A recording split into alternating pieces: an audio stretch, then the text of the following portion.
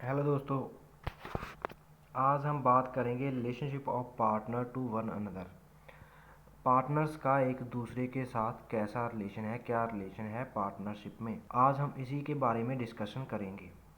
तो ज़्यादा बात नहीं करेंगे, सीधे वीडियो को स्टार्ट करते हैं। इंट्रोडक्शन देखते हैं सबसे पहले। Two fundamental principle govern relationship of partner to one another. जो पार्टनरशिप में जो रिलेशन है पार्टनर का, उसे गवर्न करने के लिए दो प्रिंसिपल्स हैं। मेन जो प्रिंसिपल हैं, दो फंडामेंटल प्रिंसिपल हैं, वो कौन से हैं वो देखते हैं।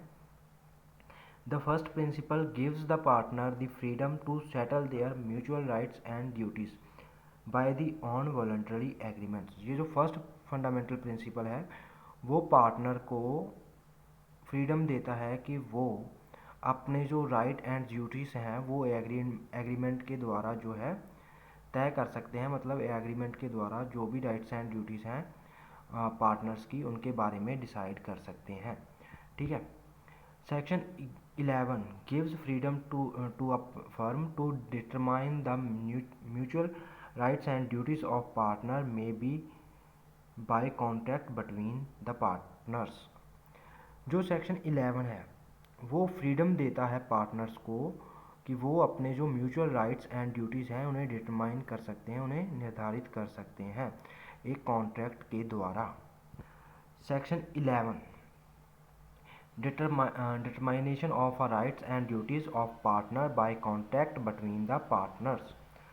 The mutual rights and duties of the partner of a firm may be determined by contract between the partners.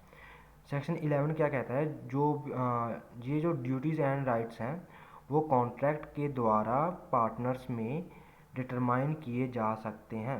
मतलब पार्टनर्स जो है कॉन्ट्रैक्ट के द्वारा अपने जो राइट्स एंड ड्यूटीज़ हैं वो निर्धारित कर सकते हैं। and such conduct may be such contract may be express or may be implied। ये जो कॉन्ट्रैक्ट है वो एक्सप्रेस भी हो सकता है एंड इम्प्लाइड भी हो सकता है। Such contract may be varied by consent all the partner. ये जो कॉन्ट्रैक्ट है वो वेरीफाइड किया जाएगा सारे पार्टनर की कंसेंट से, और ये जो पार्टनर्स की कंसेंट है वो इम्प्लाइड कंसेंट भी हो सकती है और एक्सप्रेस्ड कंसेंट भी हो सकती है। The second principle of high importance is that relationship of a partner to one another are based upon the fundamental principle of absolute good faith. ये जो सेकेंड प्रिंसिपल है पार्टनरशिप का, जिस जो कि पार्टनर्स के बीच रिलेशन जो है अच्छा बनाता है, उसको बिल्ड करता है, वो क्या है, वो है अब्सोल्यूट गुड फेथ। मतलब पार्टनर्स को एक दूसरे के ऊपर पूरा ट्रस्ट होना चाहिए, पूरा फेथ होना चाहिए। Every partner is an unlimited agent of his co partner for all matter connected with the business and other for his the power to bind them into any amount of liability। ये जो partners हैं वो सारे के सारे partners जो हैं अपने को पार्टनर के जो हैं एजेंट होते हैं। मतलब एक कंपनी में तीन पार्टनर हैं, वो तीनों के तीनों एक दूसरे के एजेंट होंगे। ठीक है। और उनका जो एजेंट है, मतलब वो पार्टनर्स जो है, एक पार्टनर्स जो है अपने दूसरे पार्टनर्स को इतना ट्रस्ट होना चाहिए एक दूसरे के ऊपर कि जो भी कोई भी पार्टनर जो है बाकी के दो पार्टनर को किसी भी लाइबिलिटी में बाइंड कर सके, उन्हें बांध सके। ठीक है। ट्रस्ट होना चाहिए पार्टनरशिप में एक दूसरे के ऊपर। Mutual trust and confidence among the partner therefore become a necessary condition of their relationship. ये जो म्यूचुअल ट्रस्ट एंड कॉन्फिडेंस है पार्टनर्स के बीच, वो उनके रिलेशनशिप के लिए बहुत ही ज़रूरी है। पार्टनर्स के बीच में जो रिलेशन है, रिश्ता है, उसके लिए ज़रूरी है। लाइक यहाँ पे तीन पार्टनर हैं, A B C and D. ये जो तीनों हैं अब एक दूसरे के बिहाफ के ऊपर किसी थर्ड पर्सन के साथ बिजनेस के रिलेटेड कोई भी डील कर सकते हैं। एंड बाकी के जो पार्टनर हैं उन्हें ये ट्रस्ट है कि हमारा जो थर्ड पार्टनर है वो फर्म के फ़ायदे के लिए ही डील फाइनल करेगा। एंड जो ये पर्सन जो थर्ड पार्टनर है वो इस कॉन्फिडेंस से डील करेगा, उसमें जो ये कॉन्फिडेंस होगा कि जो मैं डिसीजन ले रहा हूँ वो बाकी के मेरे जो दो पार्टनर हैं वो भी मानेंगे, क्योंकि मैं जो डिसीजन ले रहा हूँ वो फर्म के फ़ायदे के लिए ले रहा हूँ और बाकी के दो पार्टनर्स भी एग्री होंगे इससे। एंड ये जो ट्रस्ट है, गुड फेथ है, वो पार्टनर्स के बीच में होना चाहिए, ये ज़रूरी है, ठीक है। ये कहता है सेकंड प्रिंसिपल। अभी देखते हैं duty of the partners. Duties of the partner, all the duties of partners emerge from the principal of good faith. ये जो सारी की सारी ड्यूटीज़ हैं वो कहाँ से इमर्ज हुई हैं? वो इमर्ज हुई हैं प्रिंसिपल ऑफ गुड फेथ से। There are the following duties of the partners to each other, ठीक है। फर्स्ट ड्यूटी क्या है उसकी? Duty of good faith, general duty of partners, duty of good faith section 9, ठीक है।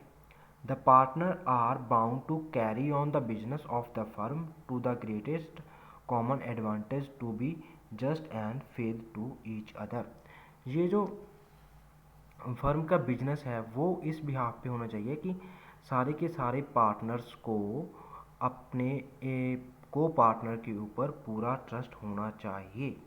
एंड द ये जो पार्टनर है, पार्टनर्स हैं, वो मान लो कोई पार्टनर है, वो सारी की सारी जानकारी दे अपने बाकी के पार्टनर्स को, अकाउंट वगैरह की, जो भी अकाउंट जो उनके बारे में अकाउंट्स बुक्स वगैरह हैं सबकी जो डिटेल है वो फुल डिटेल दे अपने बाकी के पार्टनर्स को। एंड जो भी थिंग्स वगैरह, जो भी एक्ट वगैरह वो कर रहे हैं, वो सारे के सारे जो फर्म को इफ़ेक्ट कर रहे हैं उनके बारे में सही से जानकारी दे अपने बाकी के पार्टनर्स को। ये उनकी जो है ड्यूटी है कि वो फर्म के फ़ायदे के लिए सारा का सारा सच बताएं कि हाँ ये फर्म में चल रहा है, ये काम के लिए ये काम होना चाहिए, वो सारी की सारी अपने बाकी के पार्टनर को बता दें।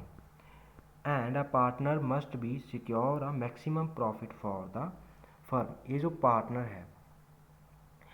पार्टनर्स हैं उनकी ये ड्यूटी है कि वो मैक्सिमम, ज़्यादा से ज़्यादा जो है प्रॉफिट है फर्म के लिए वो सिक्योर करें, फर्म को ज़्यादा से ज़्यादा प्रॉफिट दिलाएं।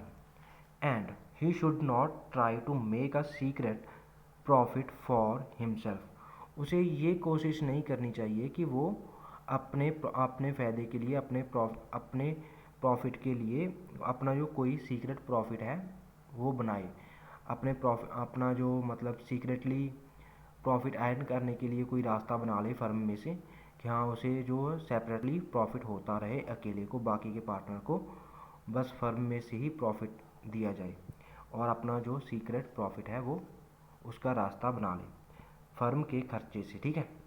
ऐसा नहीं होना चाहिए कि फर्म के खर्चे से वो अपना सीक्रेट प्रॉफिट निकाले, क्योंकि उसका जो ड्यूटी है कि वो फर्म को ज़्यादा से ज़्यादा प्रॉफिट दिलाए। इन बैटले वर्सेस क्रेवन, इसमें इस केस में क्या हुआ था, ये पार्टनर थे फर्म, एक फर्म थी शुगर रिफाइन की, उसमें जो एक पार्टनर है उसकी जो ड्यूटी है वो ना उसकी जो स्किल है, ग्रेट स्किल है उसके पास शुगर को बाय करने की और सेल करने की। वो क्या करता है, वो ना शुगर को बेच देता है अपने पर्सनल अकाउंट से, मतलब वो शुगर खरीद के रखता है, जबकि जब जो शुगर का रेट जो है लो होता है वो तब शुगर खरीद लेता है, और उसके बाद जो बायर है उसका जो मतलब जिसके साथ जिसे वो शुगर बेचता है उसे वो अपने का पर्सनल स्टॉक से जो है शुगर बेच देता है, जो कि मार्केट में प्राइस चल रहा है उस प्राइस के ऊपर। तो इस केस में क्या हेल्ड हुआ था कि ये जो प्रॉफिट उसने अर्न किया है अपने स्टॉक से शुगर बेचकर, उस वो जो है उसके लिए फर्म जो है लाइबल है, मतलब फर्म जो है इंटाइटल्ड है, फर्म वो प्रॉफिट जो है उससे अर्न कर सकती है, क्लेम कर सकती है जो भी उसने प्रॉफिट कलेक्ट किया है शुगर बेचकर, ठीक है। उसके उसके ऊपर फर्म का हक है, क्योंकि उसने जो है शुगर फर्म के अकाउंट से बेचनी थी, फर्म के बिजनेस से बेचनी थी, बट उसने अपने पर्सनल स्टॉक से बेच दी। तो यहाँ पे उसने क्या किया है, उसने बाकी के पार्टनर का ट्रस्ट तोड़ा है, ठीक है। तो उसकी ड्यूटी बनती थी कि वो सबसे पहले फर्म का स्टॉक चेक करे और वहाँ से शुगर बेचे, ना कि अपने पर्सनल स्टॉक से। तो यहाँ पे वो लाइबल हुआ था। और फर्म को जो है उसका प्रॉफिट दिया गया। सेकेंड ड्यूटी क्या है? Duty to indemnify for fraud, section 10। इसमें क्या है? Duty to indemnify for loss caused by fraud. Every person partner shall indemnify the firm for any loss caused to it by his fraud in the conduct of the business of the firm। अगर कोई partner जो है किसी के साथ fraud करता है और उससे क्या होता है, उससे होता है कि फर्म को जो है लॉस हो जाता है, तो ये जो पार्टनर है जिसने फ्रॉड किया है किसी के साथ और जिसके कारण उसे फर्म को जो है लॉस हुआ है, तो वो फर्म क्या कर सकती है? फर्म जो लॉस हुआ है उसे उस पार्टनर से रिकवर कर सकती है जिसके कारण ये फ्रॉड लॉस जो है फर्म को हुआ है, जिसके फ्रॉड के कारण फर्म को लॉस हुआ है, फर्म उससे जो है लॉस रिकवर करेगी। एंड उसकी ड्यूटी बनती है कि वो फर्म को पूरा का पूरा लॉस रिकवर करे, मतलब इंडेमनीफाई करे, उसे मुआवजा दे फर्म को कि हाँ मेरे कारण जो है फर्म को लॉस हुआ है, तो मैं इंडेमनीफाई करूँगा फर्म को। ये उसकी ड्यूटी बनती है कि इंडेमनीफाई करे फर्म को जो भी लॉस वगैरह हुआ है।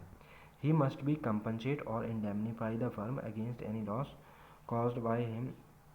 उसकी ड्यूटी के कारण जो मतलब उसने जो ड्यूटी अपनी जो तोड़ी है उसके कारण उसे जो लॉस हुआ है फर्म को उसे उसकी भरपाई करे, यही कहता है सेक्शन 10।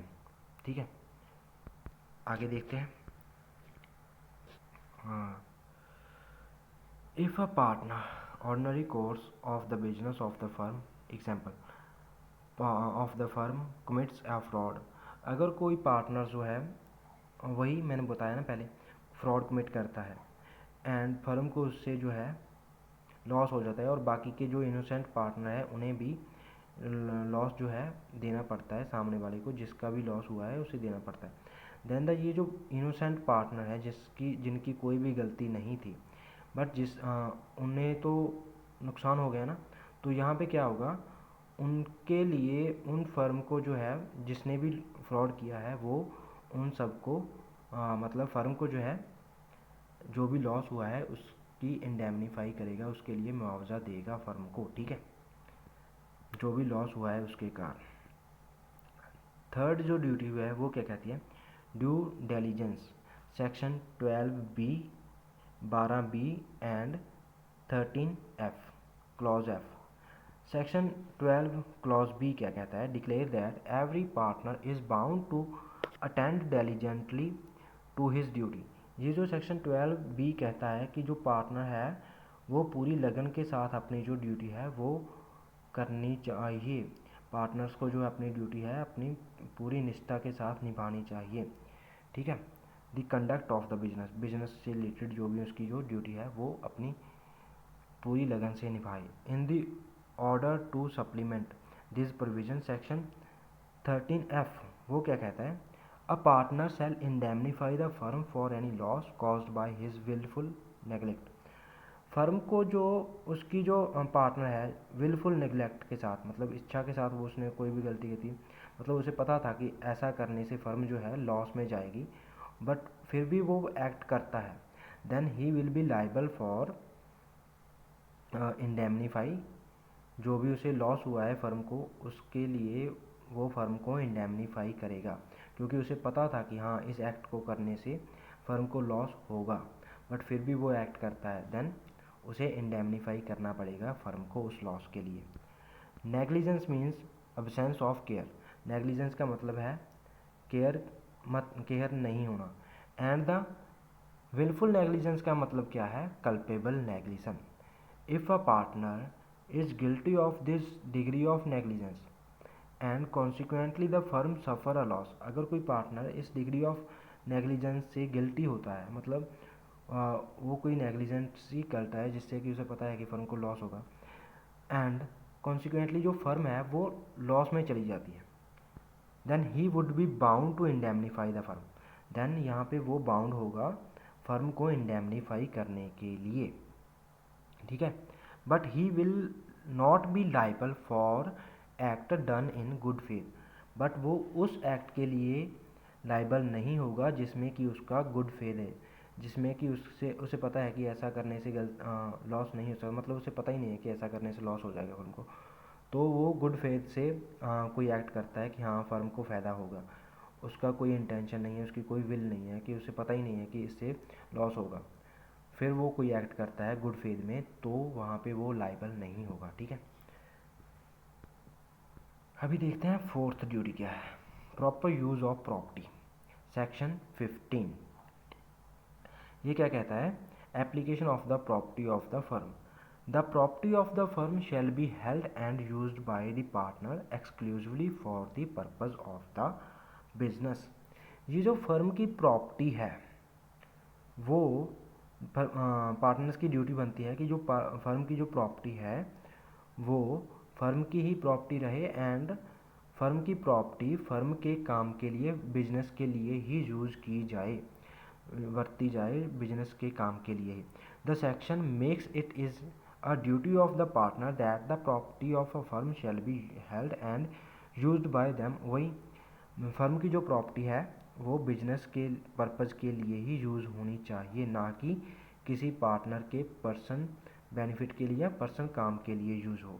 प्रॉपर्टी जो फर्म की है वो फर्म के काम के लिए ही यूज़ होनी चाहिए, बरती जानी चाहिए। फिफ्थ ड्यूटी क्या है? Duty to account for personal profit.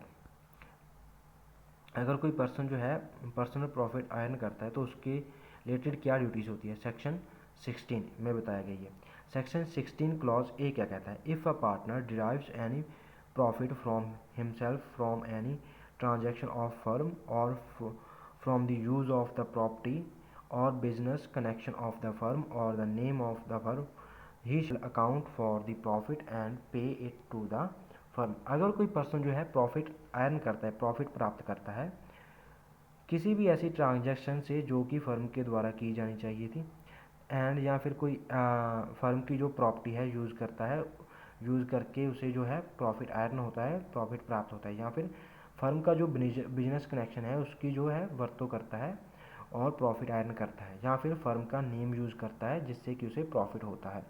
अगर ऐसा वो करता है तो जो भी उसने प्रॉफिट अर्न किया है वो प्रॉफिट के लिए फर्म एंटाइटल होगी, वो प्रॉफिट जो है उसे फर्म को देना पड़ेगा। ठीक है, and duty not to compete, section 16 clause B. ये क्या कहता है? Section 16 clause B makes it the duty of the partner to carry on any business similarly to or in competitions with the business of the firm and if a partner does this। ये section 16 clause B कहता है कि जो partner है उसकी duty है कि जो भी फर्म का बिजनेस है सेम वैसा बिजनेस वो ना शुरू करे, क्योंकि इससे फर्म को लॉस हो सकता है। ठीक है, एंड अगर कोई पार्टनर ऐसा करता है, फर्म का जो बिजनेस है वैसा सेम बिजनेस स्टार्ट करता है और फर्म को जो है लॉस होता है और उसे प्रॉफिट, वो जो प्रॉफिट अर्न करता है उस बिजनेस से, जो उसने फर्म का जो सेम बिजनेस है उसने स्टार्ट किया है उससे कोई प्रॉफिट अर्न करता है, उसे प्रॉफिट आ जाता है उस बिजनेस से, देन वो जो प्रॉफिट उसने प्राप्त किया है बिजनेस से, अपना खुद का बिजनेस चलाकर, वो सारा का सारा प्रॉफिट फर्म को दिया जाएगा। उसके लिए फर्म एंटाइटल्ड होगी, फर्म को ही सारा बिजनेस उसे देना, प्रॉफिट उसे देना पड़ेगा। ठीक है, ये उसकी ड्यूटी है कि वो ऐसा बिजनेस ना चालू करे जो कि फर्म का बिजनेस है, मतलब जैसा बिजनेस फर्म कर रही है वैसा सेम टू सेम बिजनेस ना करे, फर्म को compete ना करे। ठीक है, तो आज की वीडियो में हम ड्यूटीज़ ही करेंगे और नेक्स्ट वीडियो में हम करेंगे राइट्स। ये भी relationship of the partners to each other में ही आता है, बट आज हम इस वीडियो में ड्यूटीज़ ही करेंगे। तो एक क्विक रिवीजन ले सकते हैं। ड्यूटीज़ क्या है पार्टनर्स की? फर्स्ट जो ड्यूटी है, ड्यूटी ऑफ गुड फेथ, मतलब पार्टनर्स को एक दूसरे के ऊपर फेथ होना चाहिए, यकीन होना चाहिए, ट्रस्ट होना चाहिए। सेकंड जो उसकी ड्यूटी है वो क्या है? Duty to indemnify for fraud. अगर कोई पार्टनर फ्रॉड करता है अपने किसी क्लाइंट के साथ बिजनेस से रिलेटेड और उससे फर्म को लॉस होता है, तो जो उसने जिस भी पार्टनर ने फ्रॉड किया है वो फर्म को इंडेमनीफाई करेगा उस लॉस के लिए। सेकेंड ड्यूटी ये कहती है सेक्शन 10। एंड थर्ड ड्यूटी क्या कहती है, due diligence, section 12B and section 13F। 12B में क्या क्या है कि जो पार्टनर है वो लगन से अपनी ड्यूटी पूरी करे, उसकी ये ड्यूटी बनती है कि जो भी उसकी ड्यूटी है उसे पूरी निष्ठा के साथ करे, ठीक है। एंड सेक्शन 13F उसमें क्या कहा गया है, ये जो फर्म जो अगर कोई विलफुली नेग्लिजेंट करता है, नेग्लिजेंस हो जाती है किसी पार्टनर से और उसे पता है कि हाँ ऐसा करने से फर्म को लॉस हो सकता है, तो वो जो लॉस हुआ है फर्म को, वो फर्म को इंडेमनीफाई करेगा उस लॉस के लिए। सेक्शन 13 क्लॉज F यही कहता है। एंड फोर्थ जो उसकी ड्यूटी है वो क्या है, proper use of the property. ये जो फर्म की प्रॉपर्टी है उसका प्रॉपर यूज़ होना चाहिए, सिर्फ फर्म के बिजनेस के लिए ही, फर्म के काम के लिए ही उस प्रॉपर्टी का यूज़ होना चाहिए, ना कि पार्टनर्स की पार्टनर की पर्सनल लाइफ के लिए उनका यूज़ होना चाहिए, ठीक है। पर्सनल काम के लिए प्रॉपर्टी का यूज़ नहीं होना चाहिए, फर्म के काम के लिए ही यूज़ होना चाहिए प्रॉपर्टी का। फोर्थ जो है इसकी ये ड्यूटी है पार्टनर्स की। Duty to account for personal, अगर कोई पर्सन जो है पर्सनली प्रॉफिट अर्न करता है किसी भी तरीके से, फर्म का नेम यूज़ कर कर, या कोई ट्रांजैक्शन जो है फर्म के नेम पर कर कर, या फिर फर्म का जो प्रोडक्ट प्रॉपर्टी वगैरह है उसे यूज़ कर कर कोई प्रॉफिट अर्न करता है, तो वो प्रॉफिट फर्म को देना पड़ेगा उस पार्टनर को। एंड सिक्स जो ड्यूटी है उसकी वो क्या है, ड्यूटी नॉट टू कम्पीट। उसकी ड्यूटी बनती है पार्टनर्स की कि ये फर्म का जो बिजनेस है उससे उसके related same business, opposite same business start ना करे, ठीक है। ये उसकी ड्यूटी बनती है। अगर कोई ऐसा बिजनेस करता है तो उसे जो भी प्रॉफिट होता है वो सारा का सारा प्रॉफिट फर्म को देना पड़ेगा। तो आज की वीडियो में इतना ही, बाकी का हम नेक्स्ट वीडियो में करेंगे। Thank you guys.